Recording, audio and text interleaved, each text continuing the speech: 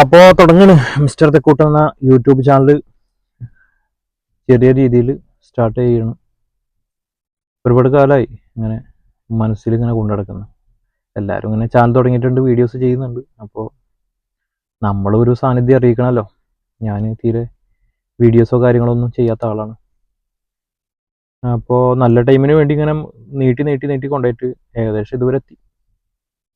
അപ്പോൾ ഞാൻ ആദ്യ വീഡിയോ ആണ്.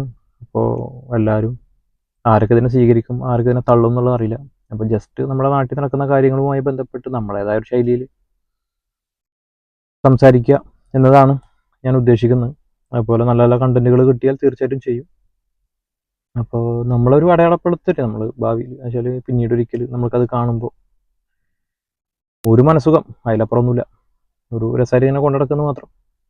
പക്ഷേ അതിനിടയിൽ ഇപ്പോൾ ഒന്ന് പറയാൻ വിചാരിച്ചൊരു സംഭവം നമ്മുടെ കേരളത്തിൽ നടന്നൊരു സംഭവമാണ്. അത് ആ ഒരു വീട്ടിൽ കുറച്ച് ദിവസങ്ങളായിട്ട് കൊല്ലം ആഴിക്കൽ എന്നു തോന്നുന്നു സ്ഥലത്തിൻ്റെ പേര്.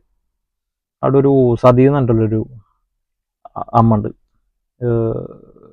കുറച്ച് ദിവസങ്ങളായിട്ട് ആ വീട്ടിൽ ഭയങ്കര സംഭാഷണങ്ങളാണ്. മകനാണെന്നുണ്ടെങ്കിൽ ആകെ വല്ലാത്തൊരവസ്ഥയിലാണ്.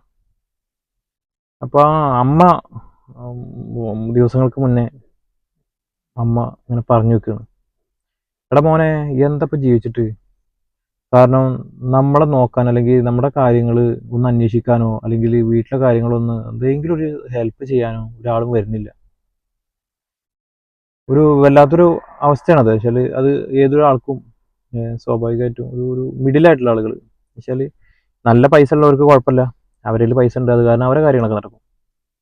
ഈ പാവപ്പെട്ടവർക്ക് എന്ന് പറഞ്ഞാൽ മരുന്നായിട്ട് കൊടുക്കാനും പൈസ ആയിട്ട് കൊടുക്കാനും മറ്റു സഹായങ്ങൾക്കൊക്കെ ഒരുപാട് ആളുകളുണ്ടാവും. ഇപ്പോൾ നമ്മുടെ നാട്ടിലൊക്കെ എന്ന് പറഞ്ഞാൽ ഒരു ലിസ്റ്റ് ഉണ്ടാവും. എല്ലാ വർഷം ആ ലിസ്റ്റിൽ പെട്ടവർക്ക് എന്ത് ചെയ്യും, സ്വാഭാവികമായിട്ടും പൈസ ആയിട്ടും മരുന്നായിട്ടും ഒക്കെ വിതരണം ചെയ്യും. അത് കണ്ടിന്യൂ ആയിട്ട് അങ്ങനെയാണ്. ആ ഒരു ലിസ്റ്റ് ഉണ്ടാവും. ആ ലിസ്റ്റ് വല്ലാണ്ട് മാറുന്നില്ല. അത് എല്ലാ വർഷവും അത് കിട്ടിയില്ലെങ്കിൽ പരാതി വരിക.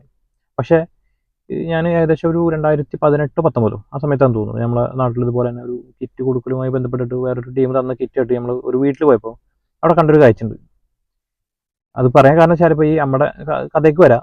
അതിൻ്റെ മുന്നേ അത് പറയാൻ കാരണം വെച്ചാൽ ആ വീട്ടിൽ പോയി നോക്കുമ്പോൾ അവിടെ അലസായിട്ട് ആ വീട്ടിൽ അവിടെ ഇവിടെ ആയിട്ട് ഈ കിറ്റ് കൊടുത്തവർ കൂടുന്ന കുറേ കവറുകൾ ഉണ്ടാവുമല്ലോ. പക്ഷേ അതിൽ വരുന്ന പാക്ക് ഐറ്റംസുകൾ അത് ഇങ്ങനെ വിതറി കിടക്കുകയാണ് അവിടെ ഇവിടെ ആയിട്ട്. ഒരു ആവശ്യമില്ലാത്ത പോലെ വെച്ചാൽ ഒന്നിനും ഇതല്ലാത്ത രീതിയിൽ, ഒരു മാന്യത ഇല്ലാത്ത രീതിയിൽ എന്നറിയാം. അപ്പോൾ അവിടെ എന്താ സംഭവിക്കുന്നത് വെച്ചാൽ ഇപ്പോൾ ആ വീട്ടിലേക്ക് ചിലപ്പോൾ ഓൾറെഡി 10 കിറ്റ് വന്നിട്ടുണ്ടാവും. അത് എന്ത് ചെയ്യണം എന്നറിയാതെ വെച്ചാൽ അവർക്ക് അവിടെ ഭക്ഷണം വെച്ചാൽ അവർക്കുള്ള ആവശ്യത്തിനുള്ള സാധനം അവിടെ ഉണ്ട്. പക്ഷേ അതിലും കൂടുതൽ ആളുകൾ കൊടുക്കുകയാണ്. പാവപ്പെട്ടവർ എന്നൊരു പേര് വെച്ചിട്ട് ആ ഒരു ലേബിൾ വെച്ചിട്ട് എല്ലാവരും കൊടുക്കുകയാണ്. ഇതിനിടയിൽ ഇമ്മീഡിയറ്റായിട്ടുള്ള ആളുകൾ ഉണ്ടാവും. അവർക്ക് സ്വാഭാവികമായിട്ടും കുഴപ്പമില്ലാത്ത വീട് എന്ന് വെച്ചാൽ അവരെ നല്ല കാലത്ത് അവരുണ്ടാക്കിയിട്ട വീടായിരിക്കാം. ചിലപ്പോൾ അവരുടെ ഈ നമ്മുടെ നാട്ടിലൊക്കെ പൊതുവെ സംഭവിക്കുന്ന ഒരു സിസ്റ്റം ഉണ്ടല്ലോ, പഴയ ആൾക്കാർ ഉണ്ടാക്കിയിട്ട വീട് കാര്യങ്ങൾ ഇത് ഭാഗം വെക്കുമ്പോൾ ചിലപ്പോൾ ഇതിൽ മകന് കിട്ടും. അപ്പോൾ മകനും അമ്മയും കൂടി അവിടെ നിൽക്കും. അങ്ങനത്തെ ഒരു സിസ്റ്റം ഉണ്ടല്ലോ. മകനാകുമ്പോൾ അവരെ ഒരു ആത്മാഭിമാനം എന്ന് പറഞ്ഞ സാധനം മിഡിലേക്ക് അവരെന്താ വെച്ചാൽ ആളുകളടുത്ത് പൈസ കടം ചോദിക്കാൻ പോലും അവർക്ക് മടിയാണ്. എന്നാലും വെച്ചാൽ ചോദിക്കില്ല.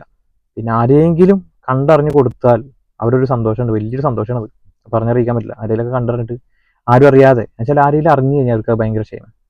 അപ്പോൾ അത് ഇപ്പോൾ സൂചിപ്പിക്കാൻ കാരണം വെച്ചാൽ നമ്മൾ നമ്മുടെ നാട്ടിൽ എന്തെങ്കിലും സംഭാവനകൾ കാര്യങ്ങൾ അല്ലെങ്കിൽ മറ്റു കിറ്റൊക്കെ കൊടുക്കുമ്പോൾ മിഡിലായിട്ടുള്ള ആളുകളുണ്ട്. ചിലപ്പോൾ അവർക്ക് വലിയ വീടുണ്ടാവും, ചിലപ്പോൾ അവിടെ വീട്ടിൽ AC വരെ ഉണ്ടാവും.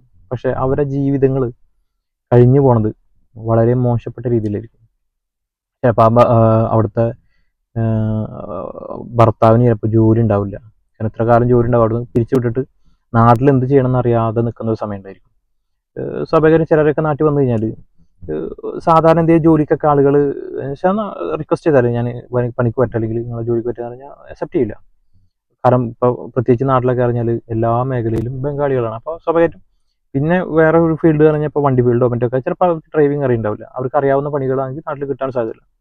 അപ്പോൾ ഉള്ളത് കൊണ്ട് ഇങ്ങനെ ഒപ്പിച്ച് പിന്നെ അത്രക്കും ഇതായിട്ടുള്ള ആളുകളോടാവും ചിലപ്പോൾ അവർ പറയുന്നുണ്ടാവും. അതിന് ഒരു പരിധി ഉണ്ടാവും. ആളുകൾക്കൊക്കെ സഹായിക്കാനൊക്കെ ഒരു പരിധി ഉണ്ടാവുമല്ലോ അങ്ങനെയുള്ള ആളുകൾക്ക്. അപ്പോൾ ഈ അപ്പോൾ ഈ ഒരു സംഭവം നടക്കുന്നത് കൊല്ലത്തെ ഈ സംഭവം എന്ന് പറഞ്ഞാൽ ഇതുപോലത്തെ ഒരു ഫാമിലിയാണ്, ഒരു മിഡിലായിട്ടുള്ളൊരു ഫാമിലിയാണ്. അപ്പം അമ്മ പറയുന്നുണ്ട് മകനെ, മോനോട് രഞ്ജിത്തിനോട് പറഞ്ഞ, രഞ്ജിത്തെ ഈ നമുക്കൊരു മോനെ നമുക്ക് നീ ജീവിക്കണ്ട. കാരണം വലിയൊരു സാമ്പത്തിക ബാധ്യത അവർക്ക് വന്നിട്ടുണ്ട്. ഈ അമ്മക്ക് ഷുഗറും പ്രശ്നങ്ങളും കാര്യങ്ങളൊക്കെ ആയിട്ട് ഒരുപാട് പൈസ ചിലവായിട്ടുണ്ട്. അമ്മയുടെ കാല് വരെ മുറിച്ചിട്ടുണ്ട്. അപ്പോൾ ഈ അത്രക്കും സാമ്പത്തിക മാന്ദ്യമുള്ള സമയത്താണ്, എന്നുവെച്ചാൽ സാമ്പത്തികമായിട്ട് ബാധ്യത വന്ന സമയത്താണ് അമ്മ മകനോട് പറയണത്, രഞ്ജിത്തിനോട് പറയണത്, നമുക്ക് വേറെ വഴികളൊന്നുമില്ല, നമുക്കൊരു പണി ചെയ്യാം, നമുക്ക് നമ്മുടെ ജീവിതം അവസാനിപ്പിക്കാം, ജീവിതം പിന്നെ വേറെ ഒന്നും നോക്കണ്ടല്ലോ. അങ്ങനെ ആ അമ്മ തീരുമാനം എടുക്കണം. അതിൻ്റെ ഭാഗമായിട്ട് ഇന്നലെയാണ് ആ വാർത്ത കാണുന്നത്. അതിൻ്റെ ഭാഗമായിട്ട് അമ്മ പറഞ്ഞത് തന്നെയാണ് മകനോട്. അങ്ങനെ ആ മകൻ എന്ത് ചെയ്തെന്ന് വെച്ചാൽ അമ്മയും അതുപോലെ മകനും എന്ത് ചെയ്തിട്ടുണ്ട്, മെഡിസിൻ അധികം അത്യാവശ്യം അടിച്ചിട്ടുണ്ട്, മരുന്ന് അടിച്ചിട്ടുണ്ട്.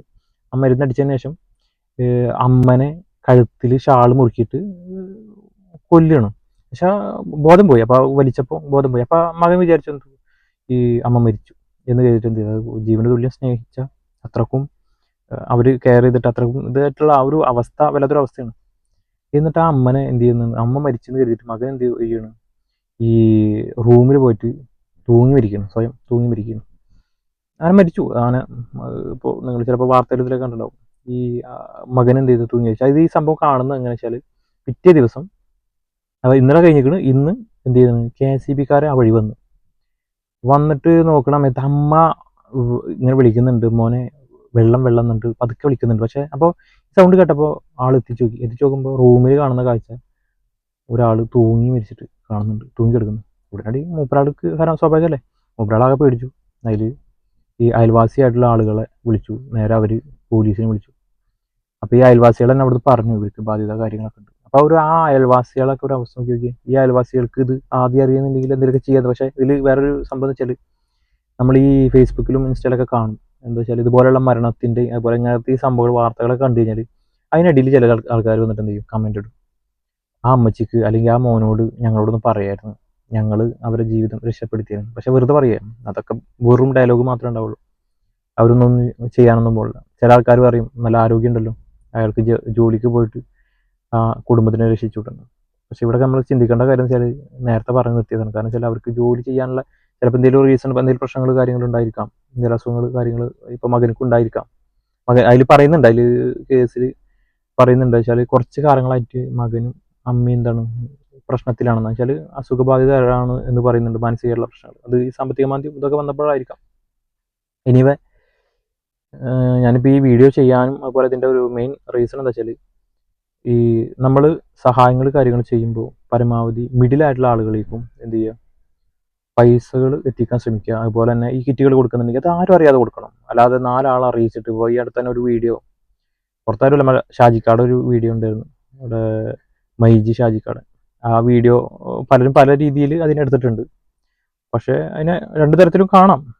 അപ്പോൾ അതിൽ പലരും ചോദിക്കും ഇതുപോലെ നിങ്ങൾക്ക് ആർക്കെങ്കിലും ചെയ്യാൻ പറ്റിയ കൊടുക്കാൻ പറ്റിയെന്ന്. പക്ഷേ എൻ്റെ ഒക്കെ അഭിപ്രായത്തിൽ കൊടുക്കാം, അത് അതിൻ്റെതായ രീതിയിലൊക്കെ കൊടുക്കാം. ഇത് ഒരുപാട് സമയം അവർ വെയിൽ വിളിച്ചിട്ടൊക്കെയാണ് അവിടെ കൊടുത്തിട്ടുള്ളത്. അത് അതിനെപ്പറ്റി പറയുന്നില്ല, കൂടുതലായിട്ട് അതിനെപ്പറ്റി സംസാരിക്കാനും നമ്മൾ തയ്യാറല്ല. കാരണം നമുക്ക് നമ്മളെ കൊണ്ട് പറ്റാവുന്ന നമ്മൾ ചെയ്യാറുണ്ട് കേട്ടോ. നമ്മൾ മറ്റുള്ളൊരു ഈ സഹതാപത്തിന് പറയുന്ന പോലെ നമ്മളെ കൊണ്ട് ചെയ്യാൻ പറ്റില്ല, അവർ ചെയ്യട്ടെ എന്നല്ല. നമ്മളും കുഴപ്പമില്ല, നമ്മളെ ഈ ഗ്രൂപ്പുകളുണ്ട്, നമ്മളുമായി സഹകരിക്കുന്ന അല്ലെങ്കിൽ നമ്മളുമായിട്ടുള്ള നമ്മുടെ സുഹൃത്തുക്കളുണ്ട്. ആ സുഹൃത്തുക്കൾ വഴിയൊക്കെ നമ്മൾ എന്ത് ചെയ്യുന്നുണ്ട്, അവരെ പൈസയും നമ്മളെ പൈസയൊക്കെ കൂട്ടിച്ചേർത്തിട്ടൊക്കെ നമ്മളെ കൊണ്ട് പറ്റാവുന്നതൊക്കെ നമ്മൾ കൊടുക്കാറുണ്ട്.